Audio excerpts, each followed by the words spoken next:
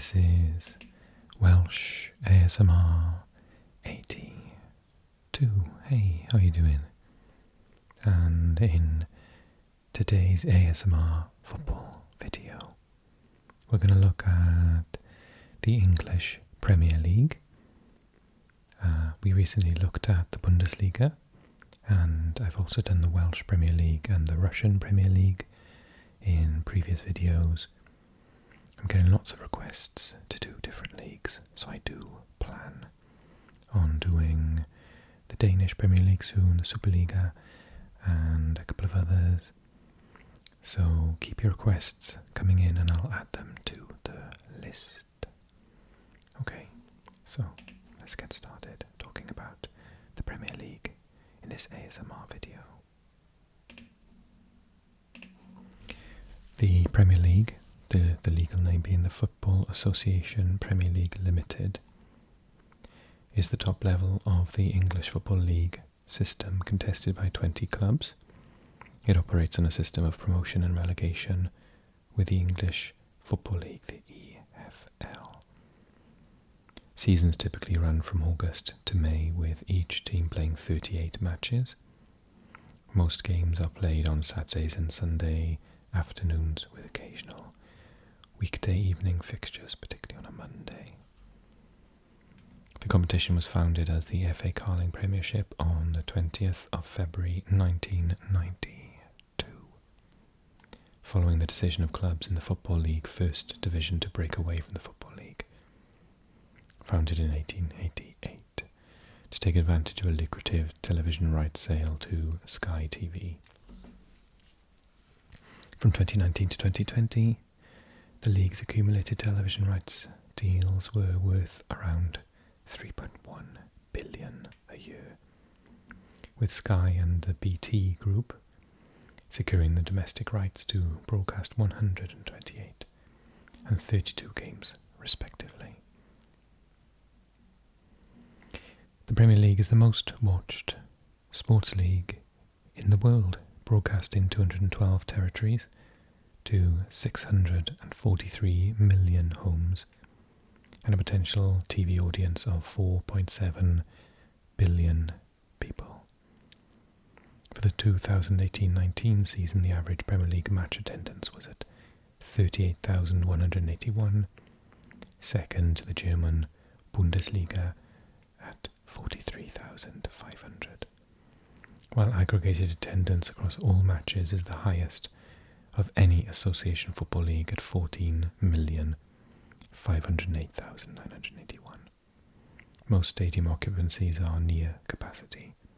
The Premier League ranks first in the UEFA coefficients of leagues, based on performances in European competitions over the past 5 seasons, as of 2021. The English top flight has produced the second highest number of UEFA Champions League and European Cup titles, with 5 English clubs having won 14 European trophies in total. I imagine number 1 is Spain. 50 clubs have competed since the inception of the Premier League in 1992, 48 English and 2 Welsh clubs, my club Swansea and the capital club Cardiff. 7 of them have won the title: Manchester United 13 times, Man City 6, Chelsea 5, Arsenal 3, Blackburn 1, Leicester 1 and Liverpool 1. It's crazy to think that Liverpool have only won it once, but their big streak was just before the Premier League started. Okay, so key info: founded 20th of February 1992, 30 years ago. In England, number of teams 20, level on Pyramid 1 obviously. Relegation to the EFL, which is a really hard division incidentally. League Cups, the EFL Cup, also known as the Carabao Cup for sponsorship reasons. You can get into the Champions League. I think we'll cover that in a second, but it's the top 4 that get automatic qualification to the Champions League. Europa League and Conference League. Current champions are Man City with their 6th title, just beating Liverpool. Most championships, Man United with 13. Most appearances, Gareth Barry with 653. Off the top of my head, he played for Everton, Man City, Aston Villa.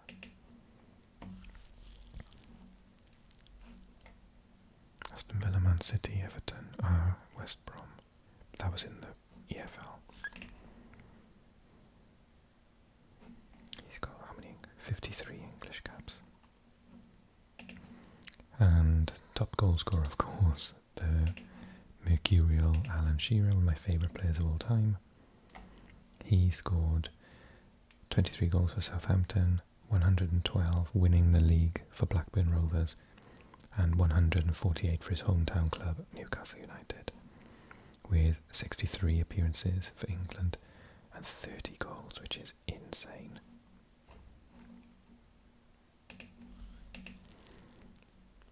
Okay, so competition format. Same as most leagues, 3 points for a win, play each other twice, runs between August and May. Promotion relegation. So the bottom 3 go down. The 3 lowest placed teams in the Premier League are relegated to the Championship. The funny thing is the top 2 teams from the Championship are promoted to the Premier League, but then there's a playoff between the 3rd, 4th, 5th and 6th clubs, with only one of those teams going up, but they get like a final and a cup. So you get a cup for winning the league and a cup for finishing potentially 6th, but not for getting 2nd. The number of clubs was reduced from 22 to 20 in 1995, but it's back up to 22 teams. There are loads of games.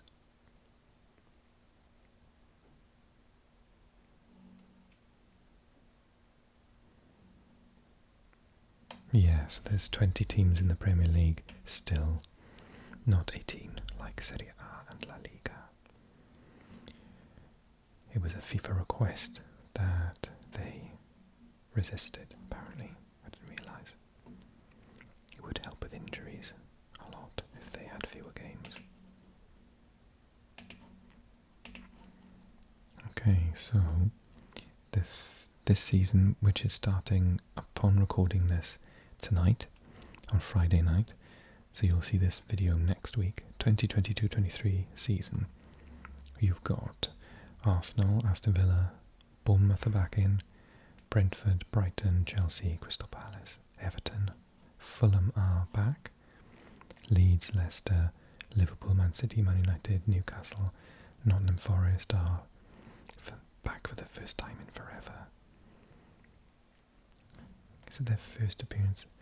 Yeah, they've never been in the actual Premier League. I couldn't remember if they were in the first division. Southampton, Spurs, West Ham and Wolves. So if you look at a map of where they're distributed, quite a few are in the middle and the north of the country. It's quite an even split. However, unlike some major leagues, such as, off the top of my head, France and Germany, there are lots of clubs in London. 1, 2, 3, 4, 5, 6, 7 clubs in the Premier League just from London, which is more akin to the Russian Premier League. If you think about France, it's just Paris Saint-Germain, Paris Saint-Germain, they're in the top, and there's only one club, Hertha Berlin. Oh no, there's 2 now, aren't there? Union Berlin, which is technically East Berlin, so yeah, there's only 2 in the German league, but there've always been lots in the English Premier League. And then in the mid-country, in the sort of the middle, you've got Wolves, Aston Villa, Leicester, Notts Forest. In the south, on the south coast, you've got Bournemouth, Southampton and Brighton. Currently none from the east, like Norwich and Ipswich, none from Cornwall and Devon. But in the north you've got 2 from Liverpool, 2 from Manchester, Leeds and Newcastle. let's talk about the non-English clubs, because Swansea City is my club. I'm from Swansea. In 2011, after Swansea City gained promotion, a Welsh club participated in the Premier League for the first time. The first Premier League match to be played outside England was Swansea City's home match at the Liberty against Wigan Athletic on the 20th of August 2011. The number of Welsh clubs in the Premier League increased to 2 in 2013-14 as Cardiff City gained promotion, but they were relegated in their maiden season. Cardiff were promoted again in 2017-18, but the number of Welsh clubs remained the same because Swansea City were relegated in that season. Following Cardiff's relegation the following season, there are currently no Welsh clubs participating in the Premier League. Boo. Because they are members of the Football Association of Wales, the question of whether clubs like Swansea should represent England or Wales in European competitions has caused long-running discussions in UEFA. Swansea won the Cup. They won the League Cup in 2012 and 13 and therefore gained a place in the Europa League. The right of Welsh clubs to take up such English places was in doubt until UEFA clarified the matter, allowing them to participate. Participation in the Premier League by some Scottish or Irish clubs has been discussed but without result. The idea came closest to reality in 1998 when Wimbledon received Premier League approval to relocate to Dublin, Ireland, but the move was blocked by the Football Association of Ireland. Additionally, the media occasionally discusses the idea that Scotland's two biggest teams, Celtic and Rangers, should or will take part in the Premier League, but nothing has come of these discussions. In case you're interested, I talked about it a little bit in the video I did on the Welsh Premier League, but basically when these clubs were formed, there was no Welsh Premier League and Wales was basically a part of England, more or less. So to be competitive, they decided to join the English leagues. Later, the Welsh Premier League was created and they were asked whether they would like to participate, but for financial reasons it would be more lucrative to stay in the English leagues, so that's where we are. Ideally I would like them to be in the Welsh Premier League, but I understand why they're not. Okay, so currently England have 4 spots in the UEFA Champions League, 2 in the Europa League. Okay, sponsorship currently by... Oh, that's a weird one. I don't know, Barclays. Can't remember.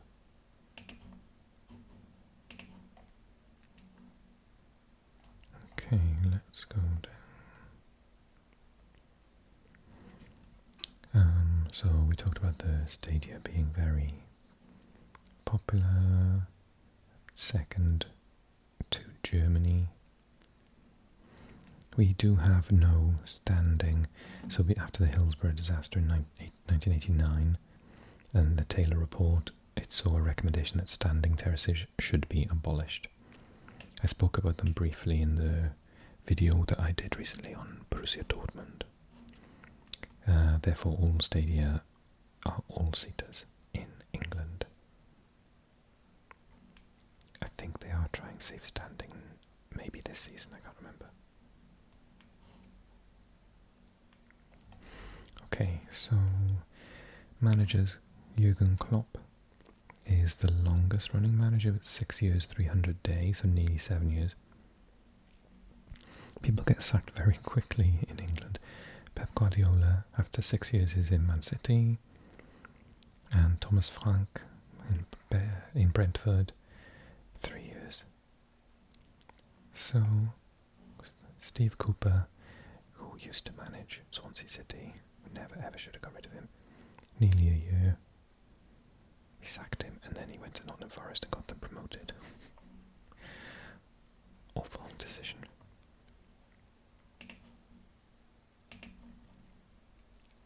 Incidentally, if anyone's interested, I will be supporting Nottingham Forest this season.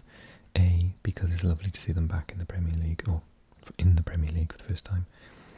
and back at the top division. Secondly, because Steve Cooper is Welsh, previously managed Swansea, and also he decided to buy loads of Welsh players. So they have the most Welsh players for them this season. So I'll be watching them. Okay, here we go. Most appearances. Gareth Barry, we talked about. Ryan Giggs with 632. Frank Lampard on third. James Milner, who's still playing, on fourth. David James, the goalkeeper, on fifth. Gary, lovely Gary Speed for Wales, sixth, 535. Emil Heskey on seventh. Mark Schwarzer, the Australian goalkeeper, 8th. Jamie Carragher, 9th. And Phil Neville on 10th. Surprised Gary Neville's not in there. He must be quite high up. Demographics. 43% of players in the Premier League in 2021 are black, or were black. As were 34% of players across the next 3 divisions. A 2022 report found that 43% of Premier League players are black. Yes, although not necessarily English, lots of French players in the Premier League as well. Top scorers, Alan Shearer was number 1, Rooney number 2, Andy Cole played for Newcastle and Man United in 3rd, Sergio Aguero in 4th, Harry Kane obviously still playing in 5th. He wants to get that record, he's very ambitious, isn't he? 183, so he's got something like 77 to go. Frank Lampard, unbelievable when you think that he was actually a midfielder, not a striker. Thierry Henry in 7th, Robbie Fowler in 8th, Jermaine Defoe in 9th, and Michael Owen in 10th. He could have scored more if he hadn't left and then got injured. Wages. There is no team or individual salary cap in the Premier League. The average player wage is £75,000 a year. It's incredible. The total salary bill for the 20 Premier League clubs in the 2018-19 season was £1.62 billion. This compares to £1.05 billion in La Liga, £0.83 billion in Serie A, £0.72 billion in Bundesliga, etc. The club with the highest average wage is Man United at £6.5 million. This is smaller than the club with the highest wage bill in Spain, which is Barcelona with £10.5 million, and in Italy, which is £6.7 million, but higher than Germany. Yeah, Germany, you don't have massive wages in football, £6.4 million. And France, Paris Saint-Germain has £6.1 million. Oh, that's 2018-19. Oh, they've got Messi now, so that's changed.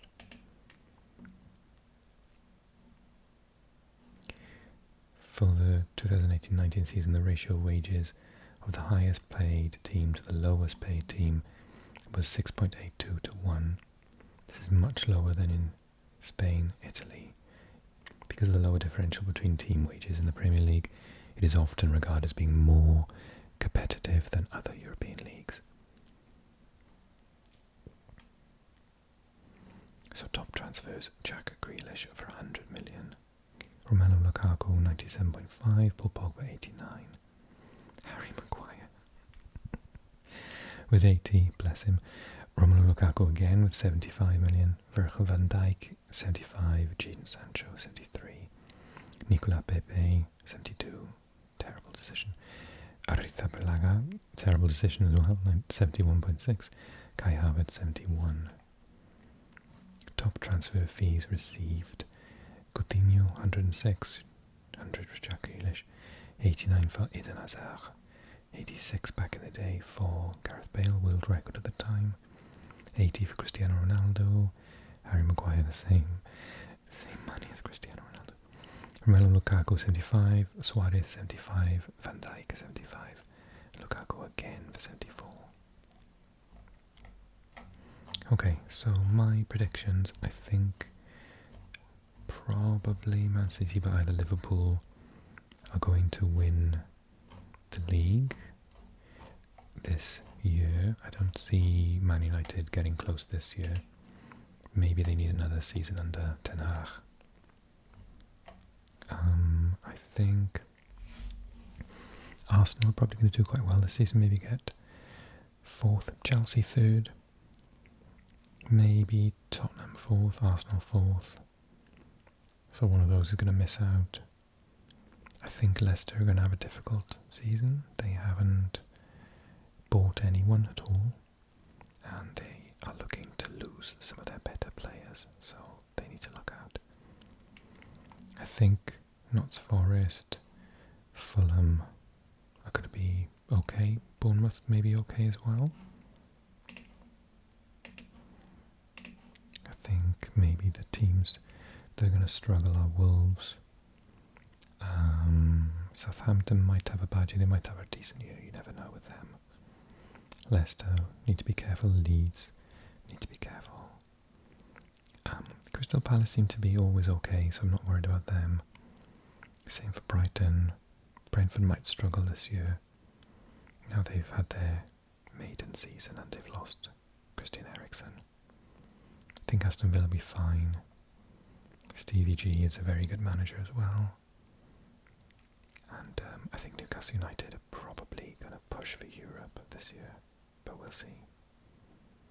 West Ham, just you never know what's going to happen with them. They either look like finishing in the Champions League or getting relegated, so choose whichever one you want. Okay, so those are my brief descriptions and predictions for the Premier League. What do you think? Okay, hope you enjoyed the video. If you did, click like, drop me a comment, and I'll see you